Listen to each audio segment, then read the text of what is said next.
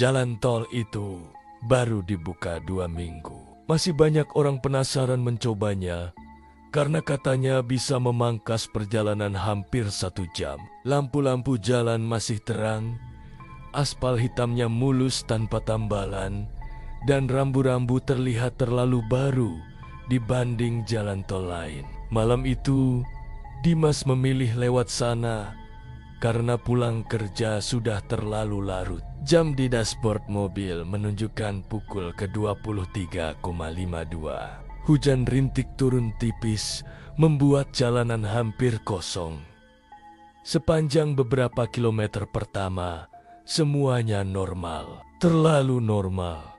Malah tidak ada truk, tidak ada bus malam, bahkan tidak ada mobil lain. Hanya garis putih panjang yang seperti tidak ada ujungnya. Radio mobil tiba-tiba berdesis. Kers, Dimas mencoba mengganti channel, tapi semua frekuensi hanya suara statis. Ia akhirnya mematikan radio dan fokus menyetir. Beberapa menit kemudian, ia melewati papan penunjuk. KM 13 ia tidak terlalu memperhatikan. Namun sekitar 15 menit kemudian, papan berikutnya muncul lagi. KM 13. Dimas mengerutkan dahi. Mungkin salah lihat, gumamnya.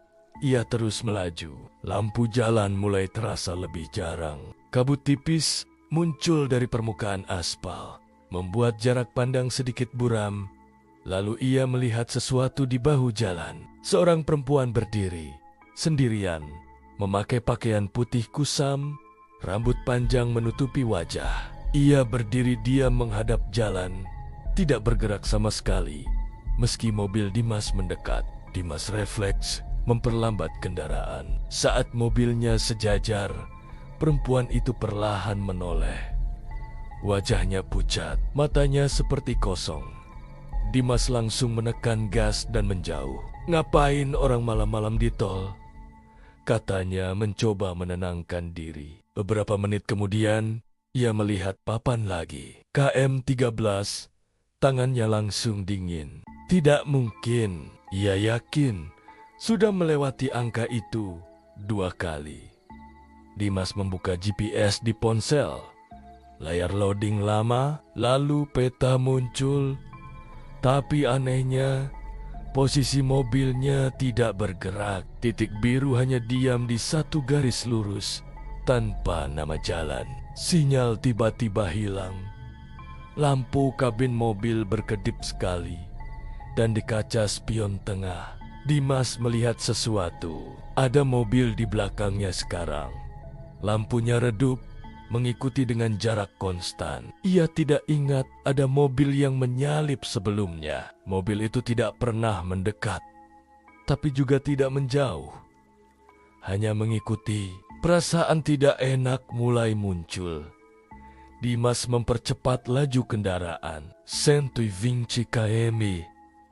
Jam 130. Mobil di belakang tetap di jarak yang sama. Seolah kecepatannya menyesuaikan. Tiba-tiba radio menyala sendiri. Suara perempuan terdengar samar. "Tolong," Dimas langsung menekan tombol mati. Tapi suara itu masih terdengar dari speaker. "Jangan tinggalin saya." Napasnya mulai tidak teratur. Ia melirik kaca spion lagi. Mobil belakang kini lebih dekat. Lampunya menerangi kabin mobil Dimas, dan di kursi penumpang belakang terlihat bayangan kepala. Padahal ia sendirian sejak awal. Dimas langsung menoleh ke belakang. Kosong. Ketika kembali melihat spion, bayangan itu sudah duduk tegak. Perempuan yang tadi di bahu jalan, air menetes dari rambutnya, membasahi Jo. Dimas menjerit dan menginjak rem mendadak. Mobil berhenti di tengah jalan tol yang sunyi. Saat ia menoleh lagi, kursi belakang kembali kosong. Hanya ada bekas air. Tangan Dimas gemetar hebat. Ia memutuskan keluar di gerbang tol berikutnya, apapun yang terjadi. Beberapa ratus meter di depan, Akhirnya terlihat gerbang keluar. Lampunya menyala terang seperti penyelamat. Dimas hampir menangis lega. Ia mendekat, mengambil kartu tol, dan berhenti di palang. Namun petugas di gardu menatapnya aneh. "Mas, dari mana masuknya?" "Gerbang awal, tol baru ini," jawab Dimas cepat. Petugas itu saling pandang dengan rekannya. "Tol ini belum dibuka malam hari." Dimas terdiam. Bapak kendaraan pertama yang keluar sejak sore. Tubuhnya langsung terasa ringan sekaligus dingin. "Nggak mungkin. Saya tadi lewat hampir 1 jam." Petugas itu menunjuk jam digital di gardu. 00,07. Dimas membeku. Ia merasa sudah berkendara sangat lama. Petugas lalu berkata pelan. Beberapa orang juga pernah bilang, ketemu jalan yang sama terus. Dimas tidak menjawab. Ia hanya ingin pulang. Palang terbuka, mobilnya perlahan melaju keluar tol. Saat melewati kaca gardu, petugas tiba-tiba mengetuk jendela mobilnya. "Mas," Dimas menurunkan kaca sedikit. Petugas itu menatap kursi belakang. Wajahnya pucat. "Tadi masuknya berdua ya?" Dimas langsung menoleh ke belakang. Di jok belakang, perempuan itu duduk diam. Kali ini wajahnya terlihat jelas.